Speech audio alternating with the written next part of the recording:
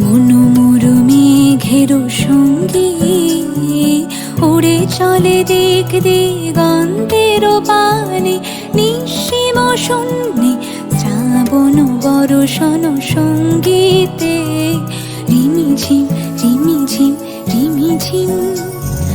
মনোমর মেঘের সঙ্গী উড়ে চলে দিক দিগন্তের পানে, নিঃসীম শূন্যে শ্রাবণ বর্ষণ সঙ্গীতে রিমিঝিম রিমিঝিম রিমিঝিম রিমিঝিম রিমিঝিম রিমিঝিম। মনোমর হংস বলা